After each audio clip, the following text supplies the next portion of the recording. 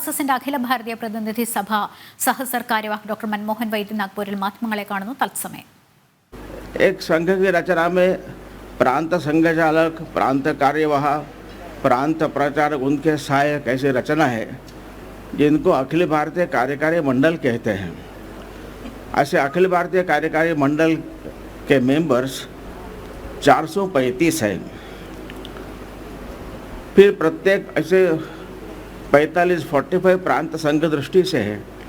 प्रत्येक प्रांत के शारीरिक, बौद्धिक व्यवस्था, सेवा, संपर्क, प्रचार, प्रचारक ऐसे जो कार्य विभाग है उनके प्रमुख भी सारे देश यहाँ पर आते हैं. इनकी संख्या करीब 300 है.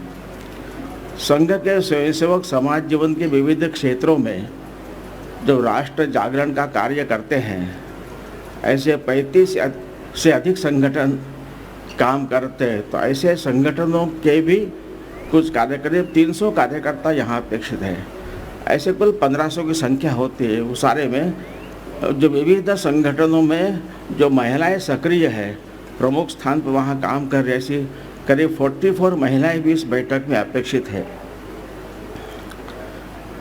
संघ कार्य की जानकारी तो लगातार संघ कार्य 2017 के बाद लगातार बढ़ रहा है और कोरोना के बाद भी संघ की वृद्धि तुरंत पश्चात फिर चल रही है.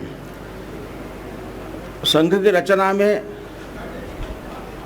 एक 45 प्रांत होते हैं. प्रांतों के नीचे विभाग है, उसके नीचे जिला है. ऐसे कुल 922 जिला सारे भारत के हैं.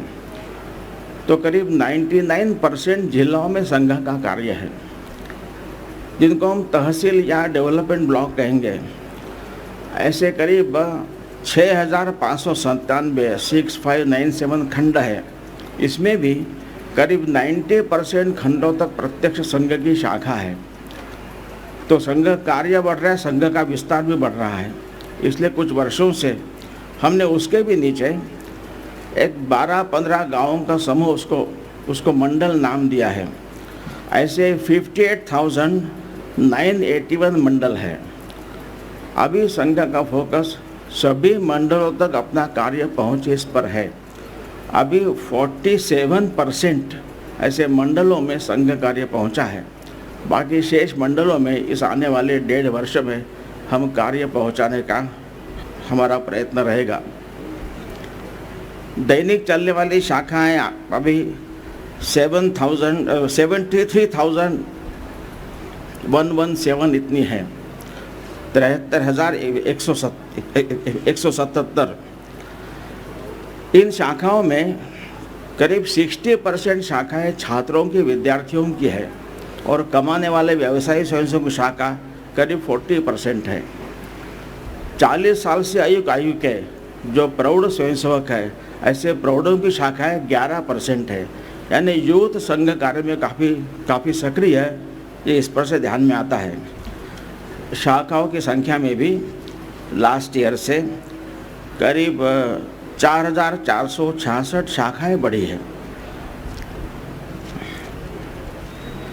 दैनिक शाखा के अलावा एक साप्ताहिक मिलन, सप्ताह में एक बार शाखा चलती है.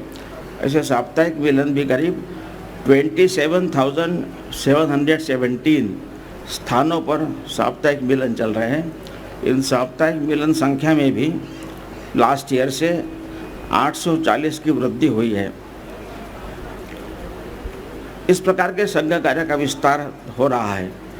जहाँ नगर महानगर, वहाँ पर 10,000 का यूनिट, उसको नाम दिया बस्ती. ऐसे करीब नगर और महानगर के नगरों में 44,411 ऐसी कुल बस्तियाँ हैं.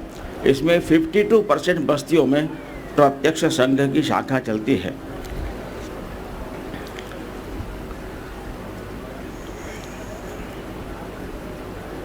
अभी गत वर्ष संघ के स्वयंसेवक विविध क्षेत्रों में जो काम करते, वहाँ पर जो महिलाएं हैं, इनका एक महिला समन्वय नाम से एक काम चलता है. सब एकत्र मिले, महिलाओं का सहभाग बढ़े, उनमें राष्ट्रीय जागृति बढ़े. इस महिला समन्वय की ओर से राष्ट्र सेविका समिति की सहायता से संघ की शताब्दी अभी आने वाली है, उस निमित्त विभाक्षा महिला सम्मेलन का आयोजन हुआ। अब तक करीब 44 प्रांतों में 460 सम्मेलन हुए हैं। इसमें करीब 5,61,000 महिलाएं इसमें उपस्थित थीं। भारतीय चिंतन में महिलाओं का स्थान क्या है, राष्ट्रीय विषयों पर उनके बारे में जागरण हो, समाज परिवर्तन में महिलाओं का सहभाग बढ़े और सामाजिक क्षेत्र में वो अधिक आगे आकर अपना कार्य कर सके। 4 उद्देश्य को लेकर यहाँ पर मुख्यतः ये सारे सम्मेलन महिलाओं के द्वारा आयोजित हुए और महिलाओं ने इसमें उनको प्रबोधन किया है। अभी राम मंदिर के कारण जो राष्ट्र में जागरण हुआ, हम सब ने 22 जनवरी के दिन का सारा अनुभव किया ही है और अभी भी सारे भारत में घूमते हैं तो भगवी पताके लगी हुई आज भी दिखती है सभी स्थानों पर। तो ये सर्वाधिक व्यापक ऐसा जनसंपर्क हुआ है। जो अयोध्या जी में पूजित जो अक्षताओं का वितरण हुआ, जो आंकड़े आए वो संघ स्वयंसेवक या विविध क्षेत्र के कार्यकर्ताओं के द्वारा हुआ संपर्क है। उसके बियॉन्ड लोगों ने इसमें सहभाग किया है। तो करीब 5,98,778 इतने गाँवों में यह संपर्क हुआ है। ये भारत के कुल गांव संख्या का 90% है। करीब 19 करोड़ 38 लाख परिवारों में संपर्क हुआ है और करीब 44,98,000 कार्यकर्ता इसमें सक्रिय हुए हैं। यह हमारी नॉन जानकारी, इसके आगे भी बियॉन्ड हुआ है। और सबसे बड़ा कार्यक्रम जो 22 जनवरी को हुआ, करीब 5,60,000 स्थानों पर करीब 9,85,000 कार्यक्रम हुए। ये मुख्यतः मंदिर केंद्रित कार्यक्रमों की जानकारी है और करीब 27 करोड़ 81 लाख 54,000 से अधिक ऐसे लोगों इसमें सहभागी हुए। इतना व्यापक सारे भारत में सभी गांवों में करीब करीब इतना उत्साहपूर्ण और कोई भी अन्यथा घटना होने के सिवाय यह जो कार्यक्रम ऐसा अभूतपूर्व हुआ है और इस कारण एक सारे समाज में एक ऊर्जा का अनुभव आ रहा है। इसलिए संघ की योजना, इस सारे जो संपर्क हुआ है, खूब लोग एक अनुकूल है, लोग उत्साह में हैं। तो भी संघ शताब्दी तो अगले 2025 के विजयादशमी से 2026 विजयादशमी तक होगी।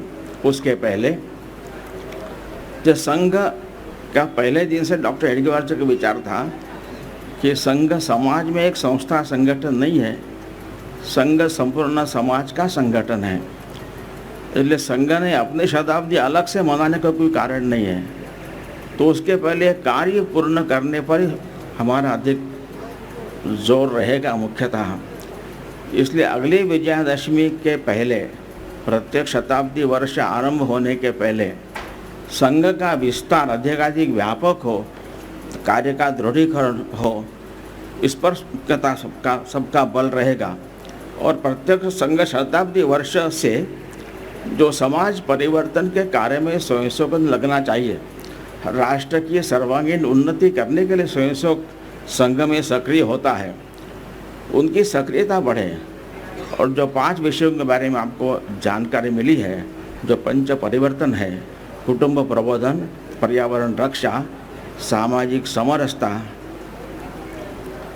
नागरिक कर्तव्य पालन और स्वदेशी का आग्रह, स्व का प्रगटीकरण समाज जीवन के हर क्षेत्र में हो, इन 5 विषयों को लेकर स्वयंसेवक सक्रिय होंगे। उसके पहले संघ का अधिकाधिक कार्य विस्तार करने का हमारा प्रयास है। और अभी राम मंदिर के कारण इतना व्यापक जनसंपर्क हुआ है, अनेक लोग विदाउट दे ज्वाइनिंग आरएसएस संघ के साथ ऐसे परिवर्तन के कार्य में सहयोगी होने के लिए तैयार हैं। उन सबको साथ लेकर हम लोग तो एक बहुत वक्त संघ का नेटवर्क तो बढ़ रहा है, उससे बहुत कई गुना व्यापक समाज का सहयोग, इसके माध्यम से यह परिवर्तन करने की योजना बनेगी। और संघ में लोगों की ज्वाइन करने की उत्सुकता तो बढ़ ही रही है। 2017 से 2023 तक जिनको संघ में जुड़ना है और किसको मिलना पता नहीं है, they send a request on the website of RSS, तो ज्वाइन करना मुझे संघ। जैसे ज्वाइन RSS की रिक्वेस्ट 2017 से 2023 तक प्रतिवर्ष एवरेज 1 लाख से अधिक ऐसी रिक्वेस्ट आई है।